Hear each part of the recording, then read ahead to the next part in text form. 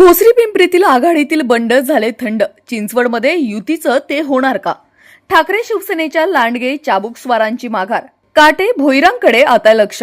आपला आवाजचे संपादक उत्तम कुटे यांचा स्पेशल रिपोर्ट.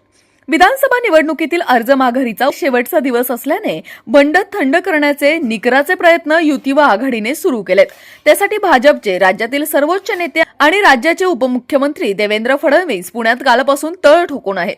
तर आघाडीतील राष्ट्रवादीचे खासदार डॉक्टर अमोल कोल्हे आणि शिवसेनेचे पुणे जिल्हा संपर्क प्रमुख आमदार सचिन अहिर हे उद्योग नगरीत त्यासाठी आले. त्यांच्यामुळे पिंपरी व भोसरीतील शिवसेनेचे बंड थंड झाले. भोसरीतील शिवसेनेचे बंडखोर युवा उमेदवार रवी लांडगे तर त्यांच्याच पक्षाचे पिंपरीतील अॅडव्होकेट गौतम चाबुकस्वार या माजी आमदारांनी आपली अपक्ष उमेदवारी मागे घेत असल्याचा शब्द वरील दोन नेत्यांना दिला. त्यामुळे भोसरीत आघाडीचे राष्ट्रवादीचे अजित गव्हाणे तर पिंपरीत सुलक्षणा शिलवंतधर या उमेदवारांना मोठा दिलासाच मिळाला नाही, तर त्यामुळे त्यांचे पारडेही जड झाले. राज्यात सत्ता आल्यानंतर न्याय देणार असल्याच्या मिळालेल्या आश्वासनानंतर या दोन्ही बंडखोरांनी आपण अर्ज मागे घेणार असल्याचा शब्द दिला. त्यामुळे या दोन्ही ठिकाणी आघाडी विरुद्ध युती अशी थेट लढत होण्याचा मार्ग मोकळा झालाय.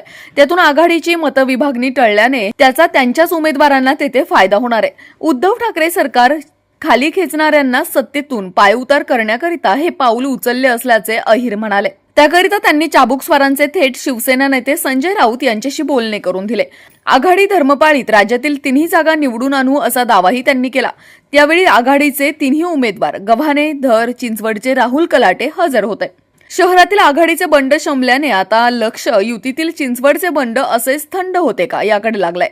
पण त्यात त्यांना यश मिळेल याची शक्यता कमी वाटते. चिंचवडला युतीकडून भाजपचे शंकर जगताप उमेदवार आहेत. त्यांच्या विरुद्ध तेथे युतीतील राष्ट्रवादीचे मातब्बर माजी नगरसेवक तथा पिंपरी महापालिकेतील माजी विरोधी पक्षनेते नाना काटे आणि याच पक्षाचे ज्येष्ठ नेते भाऊसाहेब भोईर यांनी बंडाचे निशाण नुकते फडकावलेच नाही तर अपक्ष म्हणून ते रिंगणातही उतरलेत. मावळमध्ये अजित पवारांचे कट्टर समर्थक सुनील शेळके हे विद्यमान आमदार पुन्हा उमेदवार आहेत. त्यांच्या विरुद्ध युतीतीलच भाजपने बंड करत आघाडीचे बंडखोर अपक्ष उमेदवार बापूसाहेब भेगडे यांना पाठिंबा दिलाय. त्यामुळे तो जर त्यांनी मागे घेतला तर चिंचवडलाही भाजप उमेदवाराविरुद्ध राष्ट्रवादीच्या काटेंची उमेदवारी मागे घेतली जाऊ शकते अशी चर्चा आहे.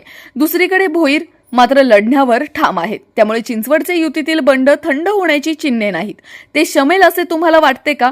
भोईर की काटे की दोघेही माघार घेतील याविषयी आपल्याला काय वाटते?